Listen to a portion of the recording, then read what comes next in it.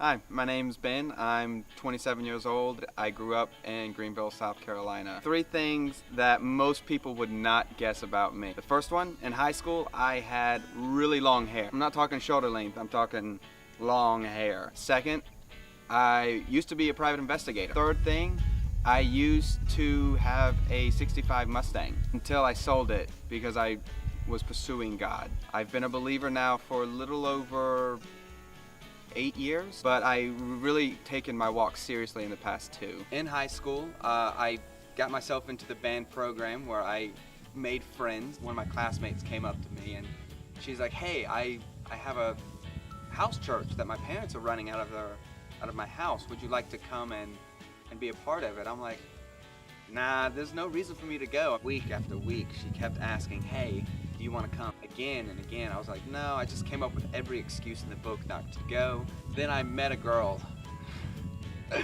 I love how these stories start off. I went, she wasn't there, but somebody else was present. I walked in and I just was overcome by the love.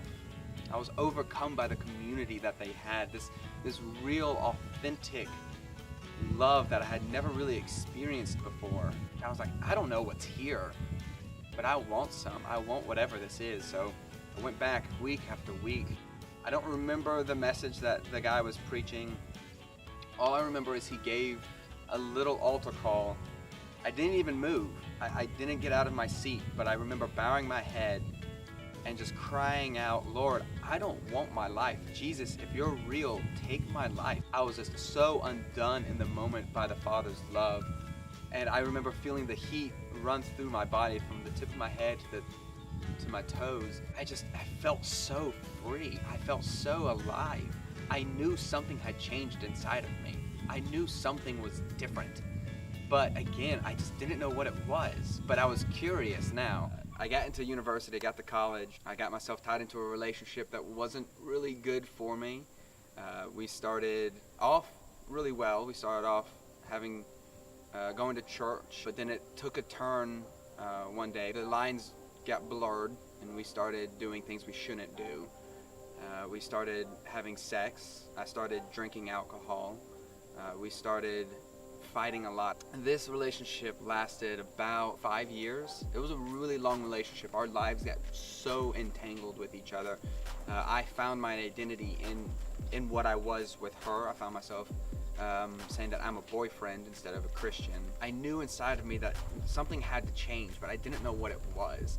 I was searching and searching, but I just couldn't identify the problem. So one night I ended up going to Athens to see one of my good friends who was going to school there. I told myself I was not gonna drink more than 2 or 3 beers. I was gonna drive home that night because I had work in the morning. By 9:30, I was 3 sheets to the wind. I mean, I was so drunk. My friend's younger sister, who's maybe 110 pounds, had to carry me. I couldn't even walk in a straight line. I threw up all over myself. I woke up the next morning just still covered in my throw up, feeling so ashamed of myself, so disgusted with where my life was at and where my life was going. I knew something had to change. So I'm actually driving still drunk home so I can go to work at 11 o'clock. I get home and I was like, okay, I just need to try to sleep a little bit. Maybe 10 minutes later, my girlfriend calls me and she's just berating me with insults, just one after the next. Just, you'll never live up to anything. Why are we dating? You're just worthless. I can remember putting my phone on mute so that she couldn't hear me, but I could still hear her. Put it on speakerphone, laid it next to me, my head in my hands, just crying out like, what has my life gotten to? Why am I here? I don't want to be here anymore, God. I don't know what's wrong. Will you reveal to me what is going on in my life that I need to change? 2 days later, God revealed that it was the relationship that I was in that was so toxic for me. Time went by, got myself out of the situation, got myself out of the relationship. So I got myself into a new job. My brother and sister-in-law kept asking if I wanted to come to church with them now that I had the weekends off. Came up with every excuse under the sun not to go. I didn't want to go back to church. I still felt that tug from God, but I didn't want to do it. I was getting in the way. Finally conceded.